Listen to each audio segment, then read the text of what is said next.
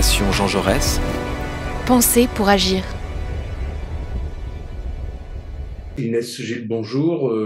Donc on se retrouve pour un troisième entretien. On en avait déjà eu un au mois de juillet suite à ton déplacement professionnel en Ukraine. Et là, tu t'es rendu cet été au mois d'août en Afghanistan. Donc première question, un peu pour situer, où es-tu allé? À Kaboul, mais es-tu allé ailleurs? Et combien de temps?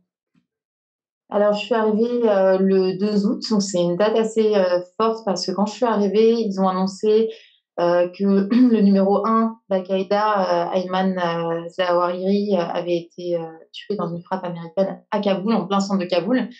Donc, c'était un jour un petit peu spécial qui a fait émerger des grosses tensions au niveau local. On pouvait le remarquer en côtoyant l'administration. Que c'était un peu la panique. Et je suis restée un mois, principalement à Kaboul, mais je me suis rendue quelques jours à Mazar-e-Sharif, dans le nord du pays. Mon but, c'était de traiter l'actualité dans le pays un an après l'arrivée des talibans, enfin, l'entrée des talibans dans Kaboul, parce qu'ils sont rentrés le 15 août 2021 dans la capitale afghane. Donc, j'ai préparé des sujets divers sur la question des femmes, sur la question de la crise économique, évidemment, sur la question des personnes handicapées aussi, qui souffrent de cette crise économique. Je me suis rendue à Mazar-e-Sharif parce que je voulais suivre un projet qui me tenait un petit peu à cœur, c'est aller rencontrer des populations gitanes, on les appelle les Jogis, les gitans d'Afghanistan. Donc, je suis restée quelques jours là-bas et finalement, je suis partie à la fin du mois du pays. Merci Inès. Alors, entrons plus en détail dans l'analyse suite à ton séjour. Justement, tu l'as évoqué là dans ta première réponse. Quelle est la situation générale et donc notamment politique, et économique et donc sociale? Alors, je vais commencer par la situation sécuritaire parce que c'est une situation qui tient à cœur les Afghans. C'est une des priorités pour la population afghane. Après 20 ans de guerre, on peut le dire que l'Afghanistan a retrouvé une certaine sécurité puisque l'arrivée des talibans au pouvoir a de facto mis fin à la guerre. Donc, les gens peuvent se déplacer de manière relativement euh, entre les routes, sur les voies terrestres. On a beaucoup moins d'attaques qu'auparavant. Mais il y a un gros bémol à ça, c'est l'action de l'État islamique au Khorasan dans le pays. On avait le sentiment, l'année dernière, il y a eu des attentats assez spectaculaires, évidemment à l'aéroport de Kaboul, on s'en souvient au moment des évacuations. Les attaques, elles touchent, alors outre cet attentat qui a fait beaucoup de morts, elles touchent principalement la population chiite, il n'y a pas de recensement officiel, mais qui représenterait 15% de la population. Et qui souffrent énormément des actions de l'État islamique. On l'a vu beaucoup à l'automne dernier. J'étais déjà en Afghanistan en novembre-décembre dernier. Il y avait déjà ce type de problème. Ça s'était réduit les mois qui ont suivi. Et puis les dernières semaines, pendant l'été, il y a eu une recrudescence de ces attaques, toujours contre la population chiite, qui fait majoritairement partie d'une ethnie qu'on appelle Hazara, les Hazara chiites. Donc, ces attentats, ils touchent principalement des mosquées, aussi des événements comme des mariages. Et moi, j'y étais pendant la Ashura, c'est une date importante pour les chiites, elle commémore le martyre de Hussein. Donc, c'est une date très, très forte. Et il y a eu plusieurs explosions à Kaboul quand j'y étais. On sentait une panique, enfin, vraiment une volonté de contrôler les choses. Les talibans ont essayé de fouiller les voitures parce qu'ils sont en lutte contre l'État islamique, mais on sent que ça fonctionne pas vraiment, cette lutte contre l'État islamique. Ils le font de manière très forte. Ils ont même été critiqués par ça dans cette politique par une organisation des droits de l'homme, Human Rights Watch, pour la manière arbitraire parfois dont ils peuvent s'attaquer à des personnes qui font supposément partie de ce groupe. Mais voilà, ils mènent une lutte féroce, mais quant à l'efficacité de cette lutte, on se pose des questions, d'autant plus que l'EI cible parfois aussi, quand il le peut, des positions non chiites, enfin des positions talibanes. Ils ont ciblé, c'était l'année dernière, une mosquée à Kandahar, ce qui est quand même un lieu très symbolique pour les talibans. Donc, ils mènent des attentats très spectaculaires dans le pays et ça inquiète la population, surtout la population chiite.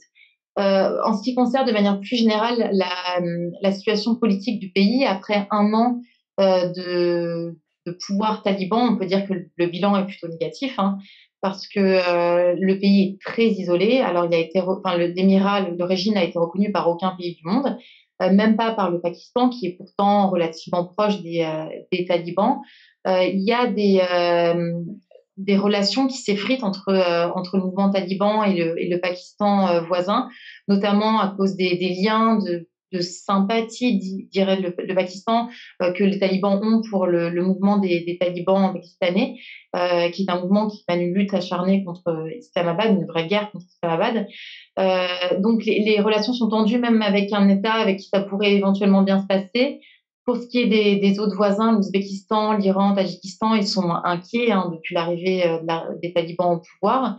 Et évidemment, quand on parle de l'isolement de l'Afghanistan, c'est principalement du fait des relations terribles, enfin, des relations très dégradées avec l'Occident, les États-Unis en première ligne, mais aussi les États européens, qui ont une politique d'isolement contre l'Émirat islamique, avec les sanctions qu'ils ont mises en place.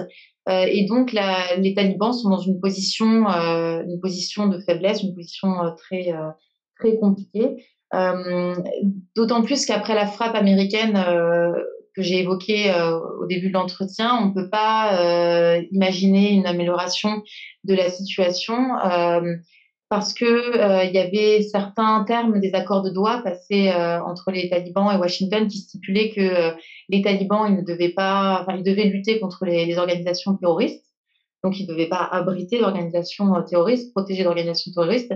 Or, alors, malgré ce qu'ils disent, parce que eux, ils affirment qu'ils n'étaient pas au courant de la présence de Al-Zawahiri sur leur territoire, on peut en douter parce qu'il était quand même en plein centre de Kaboul. Moi, j'ai été à proximité de la maison. Ça se trouve vraiment dans les quartiers, même un petit peu les bourgeois de Kaboul, donc des quartiers où on ne peut pas rentrer comme ça sans l'accord des autorités locales.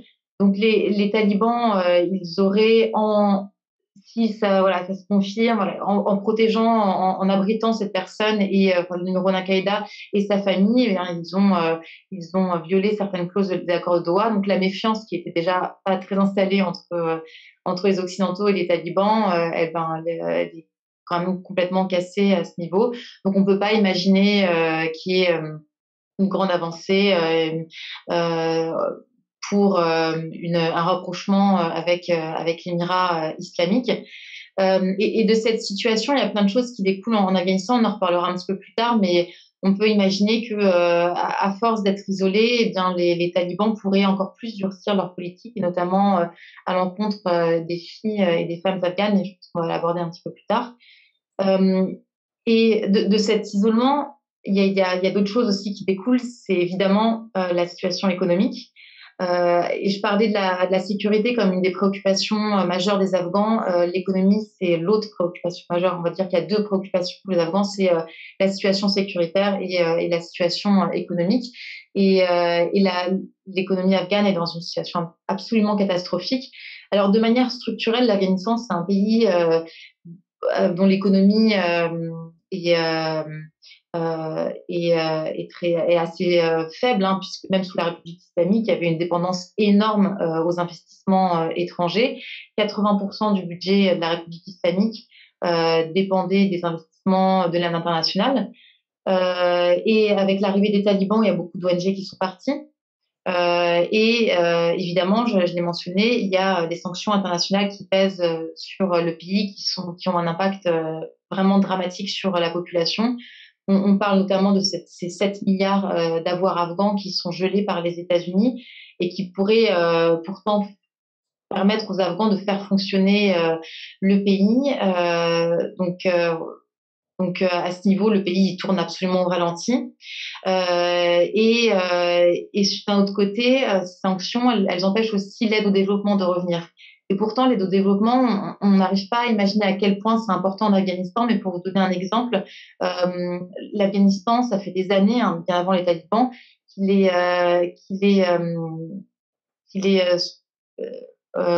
comment dire, enfin, qu'il est pris dans une sécheresse absolument dramatique.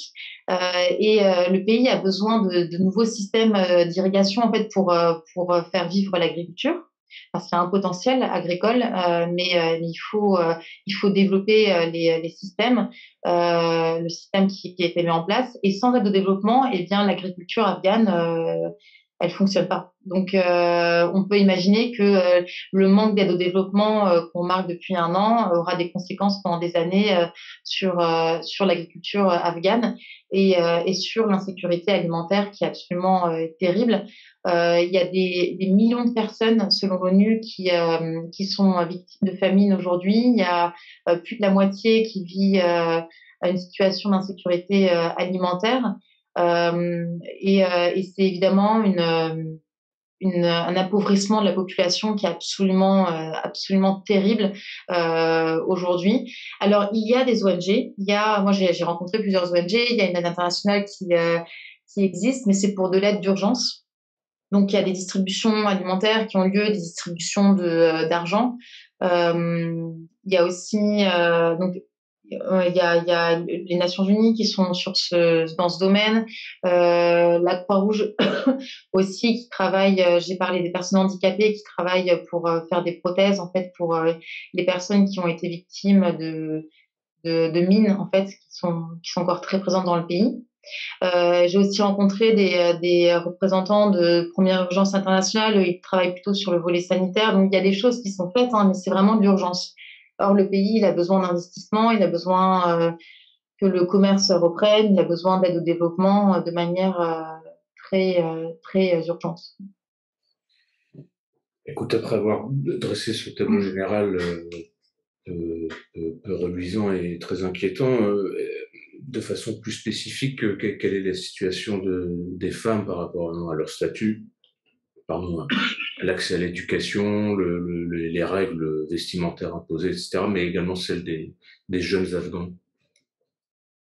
Alors, comme je l'ai évoqué, la question, la politique contre les femmes, on va dire que c'était un peu un des seuls leviers où les talibans ont la main, parce que la crise économique, alors je ne l'ai pas évoqué, mais je l'évoque maintenant rapidement, mais elle est principalement due aux sanctions internationales, mais de nombreux analystes ont aussi soulevé le fait que les talibans ne sont pas très bons en gestion administrative.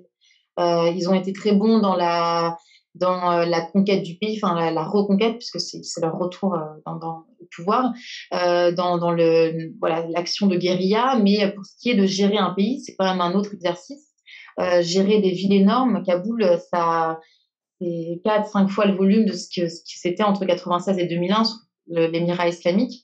Les talibans s'avèrent pas très bons, ils sont pas formés à ça. Alors il y a l'ancienne administration qui est en place, mais pour mener une politique, pour lancer des politiques, il faut aussi des gens qui sont aptes. Et il faut le dire, les talibans ne parviennent pas vraiment à gérer certains aspects de politiques liées aux politiques publiques. Et donc, il y a un volet sur lequel ils ont été particulièrement actifs, c'est la question des femmes et les restrictions contre les femmes. Elles se multiplient depuis un an. Alors, en Afghanistan, il faut le rappeler quand même, la situation des femmes était déjà très, très difficile avant l'arrivée des talibans. L'Afghanistan, la société afghane, c'est une société très conservatrice où même avant les talibans, toutes les filles n'allaient pas forcément à l'école, toutes les femmes ne sortaient pas forcément de chez elles. Il y avait la burqa qui était quand même présente dans le pays, alors beaucoup moins à Kaboul que dans des zones comme Kandahar ou dans le sud et l'est du pays. Mais voilà, la situation des femmes était déjà très compliquée, mais ce que les talibans ont changé, c'est qu'ils ont mis à l'échelle du pays ce qui existait dans certaines régions et ils ont bloqué les choses pour une partie de la population qui aurait pu avoir accès à l'école, faire carrière. Et le plus gros point qui fâche le plus les activistes, c'est la fermeture des écoles dans le secondaire. Ça fait un an que les talibans sont au pouvoir. Les écoles, elles ont dans le secondaire, donc je parle des filles qui ont entre 12 et 18 ans. Donc ça équivaut à la fin du collège et au lycée en France. Les filles ne peuvent pas aller à l'école. Ils ont ouvert les écoles brièvement au printemps dernier pendant une demi-journée, puis finalement ils ont rétropédalé, ils les ont refermés, ils les ont jamais rouverts.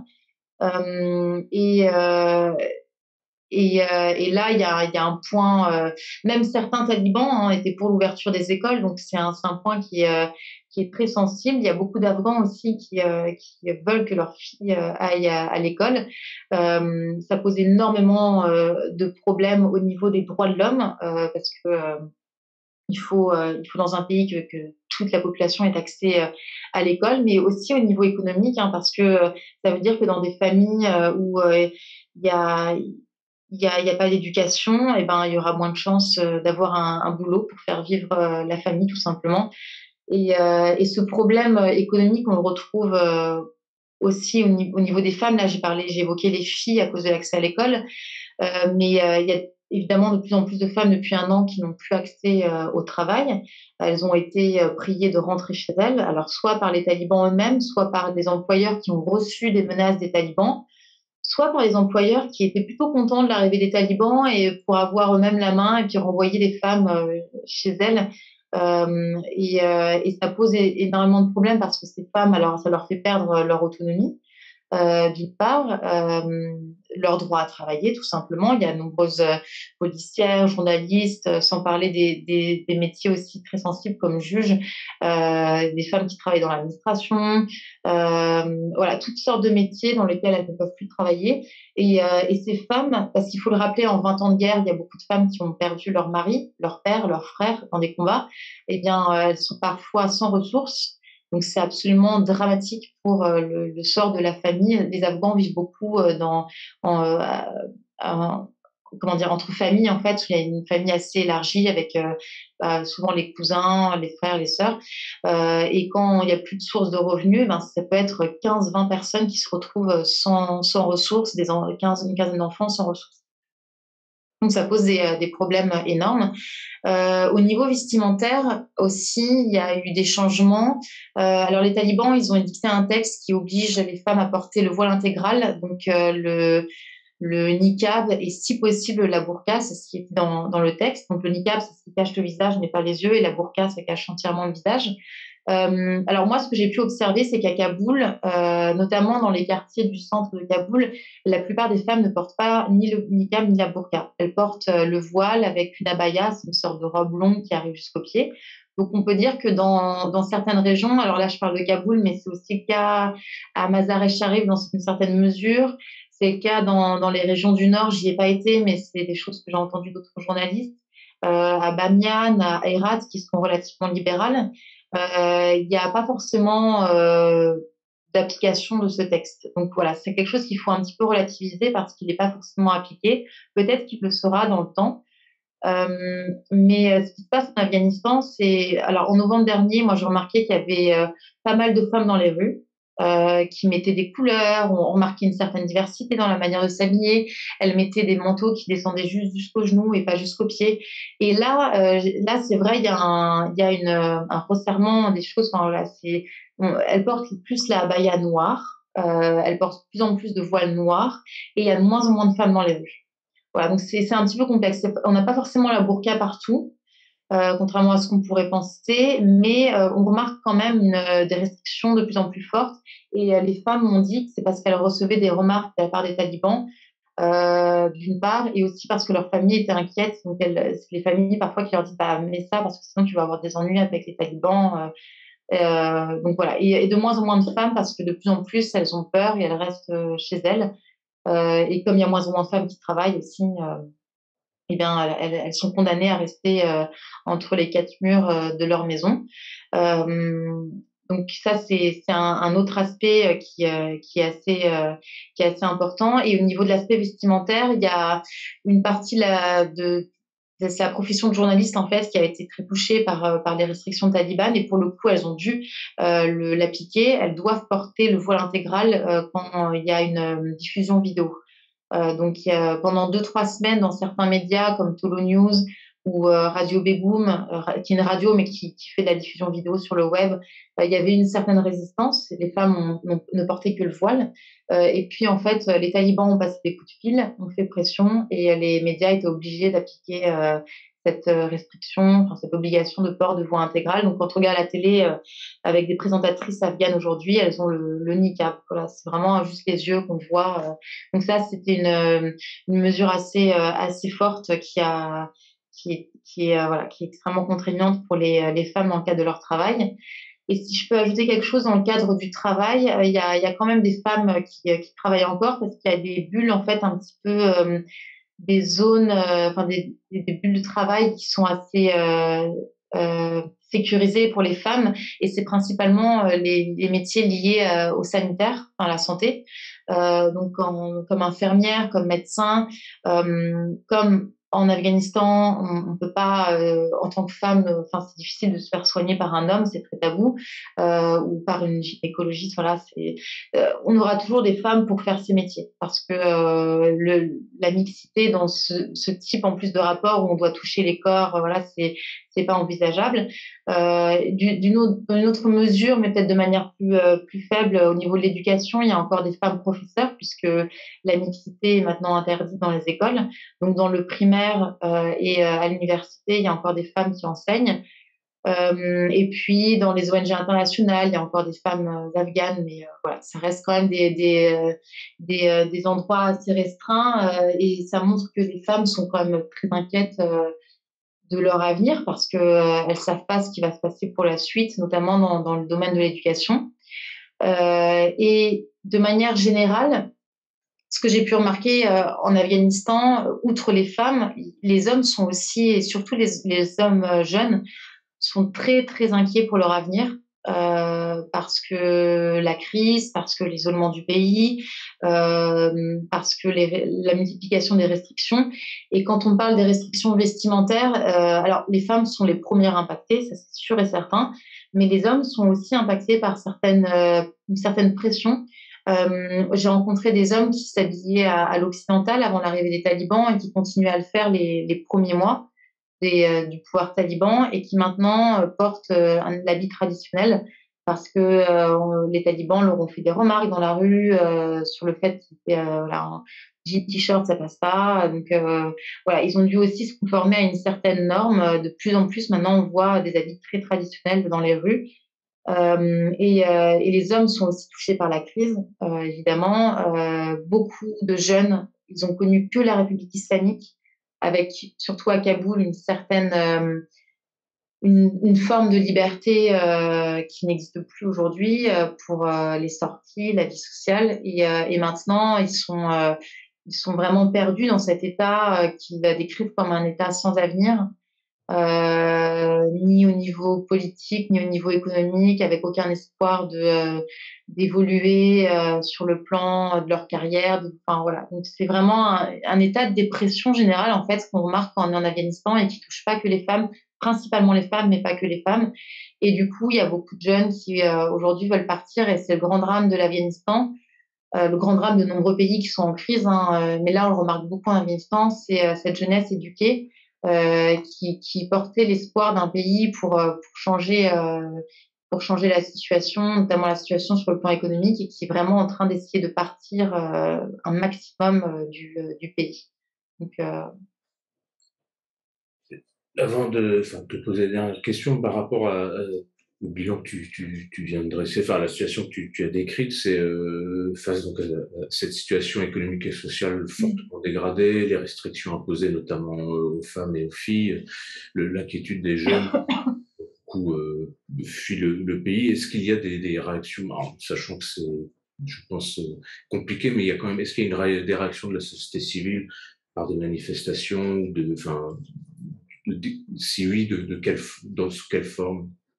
oui, il y a des réactions. Alors, je dirais que de manière globale, la société civile afghane, elle est très active plutôt au niveau de la diaspora. Très, très, très active au niveau des réseaux sociaux, des événements. Alors, si on va en France, des rassemblements en soutien aux femmes afghanes, contre le régime taliban. Cette diaspora est vraiment très politisée de manière générale. Et pour ce qui est de l'intérieur du pays, il y a des personnes Je vais parler plutôt de ce que je connais, et c'est notamment la question des activistes femmes, pour les droits des femmes. Je les avais rencontrées en novembre dernier pour un sujet, et elles étaient déjà dans une situation très difficile parce qu'elles ont manifesté au lendemain de l'arrivée des talibans au pouvoir de manière assez régulière dans les rues de Kaboul. Et très rapidement, leurs manifestations ont été très durement réprimées. Donc vraiment dans la violence, avec des femmes qui sont arrêtées, qui sont tabassées dans la rue. Enfin, voilà, c'est très, très, très violent. Donc elles avaient arrêté courant novembre-décembre, et puis elles avaient repris autour du mois de janvier. Et en février-mars, il s'est passé euh, des événements qui ont freiné de manière assez radicale ce mouvement. C'est qu'il y a eu l'arrestation de plusieurs leaders de ces mouvements, dont une que je connais puisque je l'ai rencontrée en novembre, qui s'appelle Zahra Mohammadi. Pendant environ 2 semaines, il y a eu 6, 7 femmes qui ont été arrêtées par les talibans. On ne sait pas exactement ce qui s'est passé. Certains témoignages affirment qu'il y a eu de la torture. Il y a une femme qui affirme avoir été violée. Enfin, voilà, donc c'était un moment très très violent pour elle. Et même s'il n'y a pas eu de torture physique, il y a eu évidemment de la torture psychologique, enfin des pressions très fortes. Et après ces arrestations, il y a eu un gros frein qui a été fait sur les manifestations. D'autant plus qu'il y a aussi des activistes qui ont été tués à Mazar-e-Sharif, mais on sait pas qui a. D'après les activistes que j'ai rencontrés, c'est les talibans, mais on ne sait pas pour l'instant. Euh, et, euh, et là, le 13 août, donc 2 jours avant l'anniversaire enfin la commémoration des 1 an de l'arrivée des talibans à Kaboul, les femmes, il y a eu une vingtaine, trentaine de femmes qui s'étaient rendues devant le ministère de l'Éducation symboliquement pour manifester contre la fermeture des écoles pour les filles dans le secondaire, et qui ont marché en fait pendant quelques minutes contre les restrictions talibanes. Alors j'ai été à cette manifestation. Il y avait quelques autres journalistes afghans et occidentaux et non occidentaux, enfin étrangers. Très rapidement, les talibans ont réagi. Ils ont sorti les matraques, ils ont menacé les manifestantes et les journalistes. Les journalistes, principalement les journalistes hommes, et principalement les journalistes hommes qui étaient afghans ou qui étaient pakistanais, mais qui pouvaient être confondus avec des afghans. Donc ça, c'est les premiers qui ont été menacés. Donc moi, j'étais relativement... j'ai eu des menaces, mais on m'a supprimé une vidéo sur mon portable. Mais voilà, j'étais un peu plus épargnée du fait que je suis une femme occidentale. Et elles ont marché pendant quelques minutes, donc menace de matraque, et très rapidement ça s'est arrêté parce que les talibans ont sorti leurs armes et ils ont tiré à balles réelles en l'air, voire enfin voilà, en diagonale, en direction de. Donc les gens sont tous partis. Moi aussi, je suis partie de manière très précipitée parce que c'était absolument effrayant. Et donc voilà, ça c'était leur manière, je pense, de dire qu'elles existaient toujours. Suite à ça, il y a eu des arrestations de manifestantes et de journalistes pendant plusieurs heures, et on a eu des violences physiques contre de mémoire, c'est pas arrivé depuis l'arrivée des talibans au pouvoir, contre notamment, je pense à un journaliste qui est canadien. Donc c'était assez inédit. C'est aussi pour dire la force avec laquelle les talibans réagissent contre ce type d'action. Donc c'est assez fort. Donc ça, c'est au niveau des activistes. Alors, je vous invite à aller voir un reportage d'Arte qui a été réalisé au printemps dernier sur la réalité de la résistance. Est-ce qu'il y a une résistance? Qu'est-ce qu'il y en est? On peut le retrouver très facilement sur Internet. Euh, pour ce qui est de ce qu'on appelle la résistance, alors on l'associe beaucoup au fils Massoud, voilà, à ce type de mouvement anti-taliban. Elle est vraiment très très limitée aujourd'hui, hein, pour 2 raisons. C'est que les Afghans, ils sont très fatigués de la guerre. Donc, on peut comprendre après. Alors, il y a 20 ans de guerre continue, mais avant le dernier régime des talibans, il y a eu une guerre civile, il y a eu l'invasion soviétique. Enfin, les gens n'en peuvent plus, en fait, de la guerre. Donc, c'est difficile pour eux, même si il n'y a pas de sondages, mais quand on parle aux gens, ils sont globalement pas très pro-taliban et très déçus de la politique qui est menée depuis un an, enfin très déçus de la situation. Mais de là à prendre les armes, c'est quand même, il y a un monde et on peut vraiment comprendre la population qui est traumatisée par des années de violence. Mais il y a voilà, et là c'est la première raison. Et la deuxième raison, c'est qu'il n'y a pas de soutien international. Donc, quand il y avait il y avait Massoud, par exemple, il y avait un soutien international, le père Massoud en tout cas. Là, il n'y a pas de soutien international, ça intéresse personne d'aller financer cette résistance. Donc voilà, c'est les deux raisons pour lesquelles il y a pas de résistance de taille qui se forme, même s'il y a quelques poches dans le Panchir notamment qui existent, mais de manière très limitée. Ma dernière question, Inès, sera celle-ci, face à justement la situation dramatique que tu as adressée depuis le début de cet entretien. Je dirais que faire, enfin, que devrait faire la communauté internationale, mettre fin à la politique de l'isolement et aux politiques de sanctions, ou lever certaines sanctions, enfin, en tous les cas, évidemment, ne pas abandonner la population afghane à cette triste sort, mais pour autant, ne pas soutenir le régime enfin, enfin, quelle piste toi proposerais-tu? Alors moi, j'ai pas de réponse très claire ou directe à ces questions. Je prétends pas en avoir. C'est vrai que c'est des questions très compliquées parce que où est-ce qu'on met la balance entre sanctionner un régime qui a une idéologie euh, très contestable, complètement en désaccord avec les principes euh,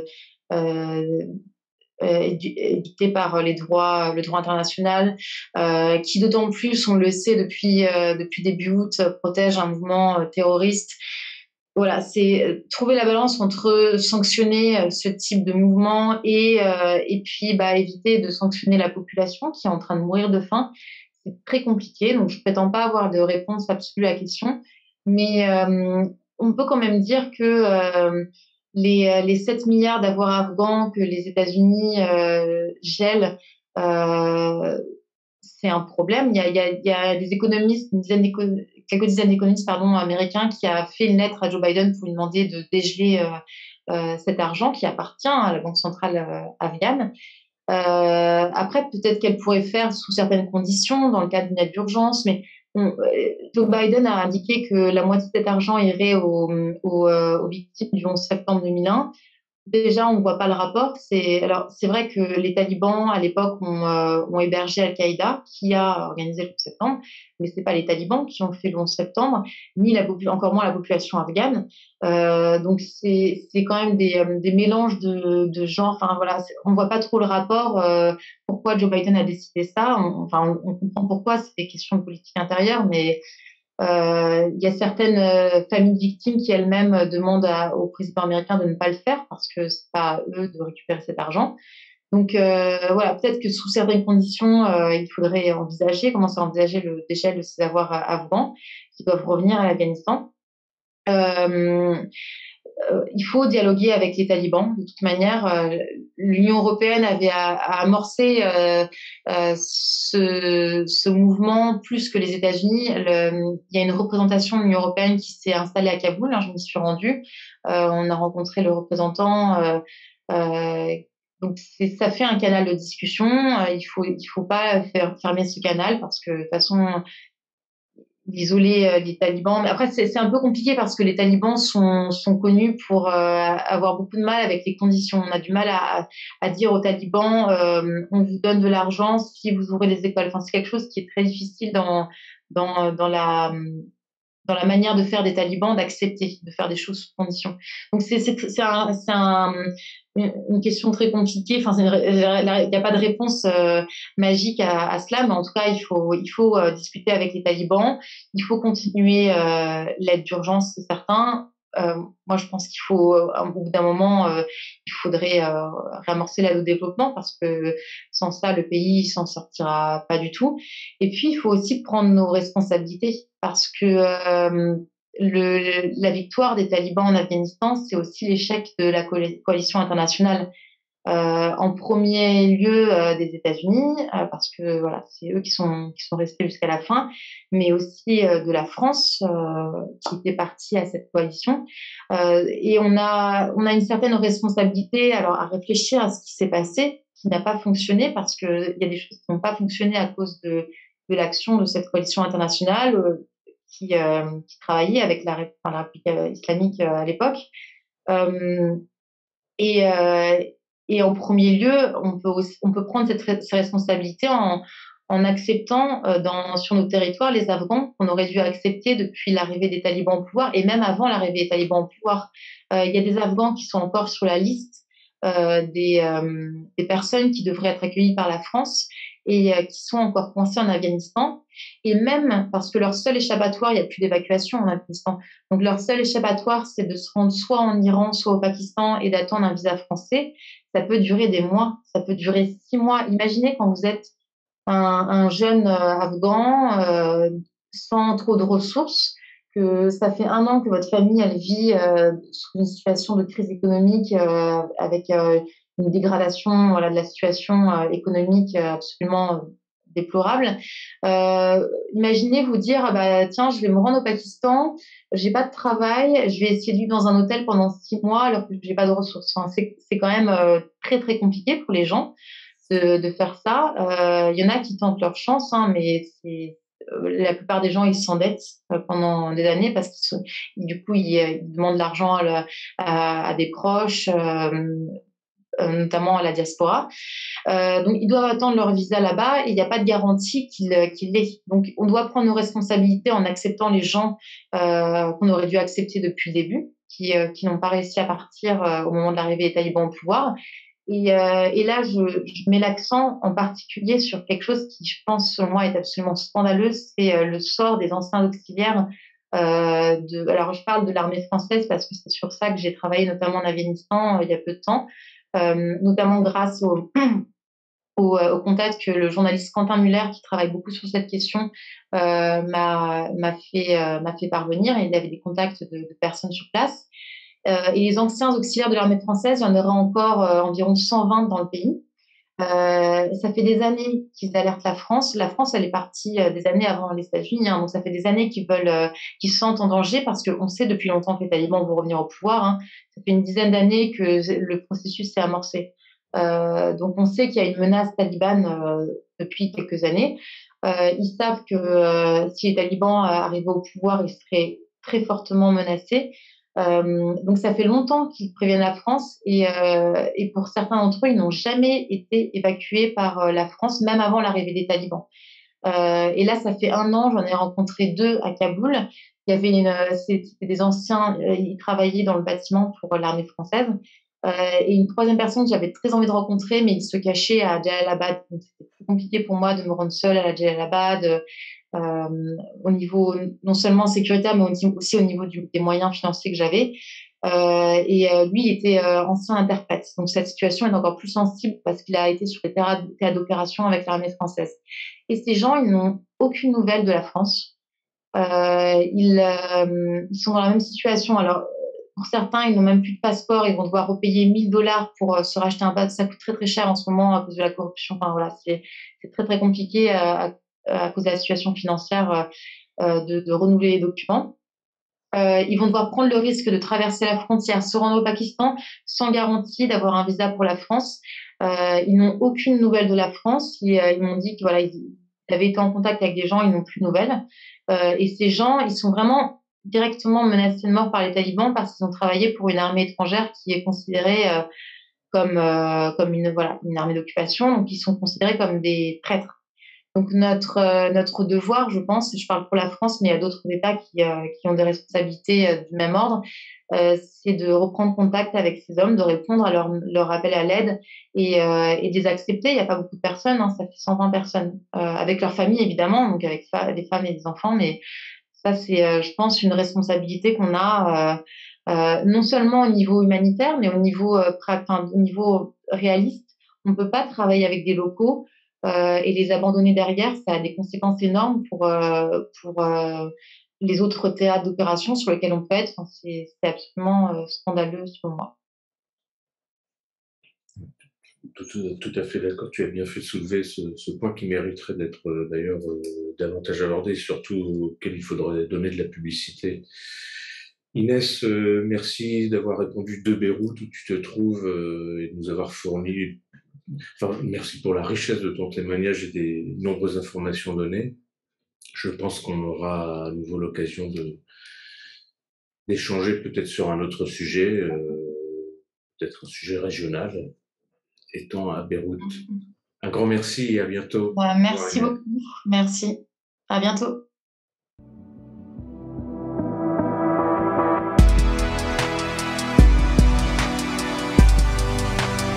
Fondation Jean Jaurès. Penser pour agir.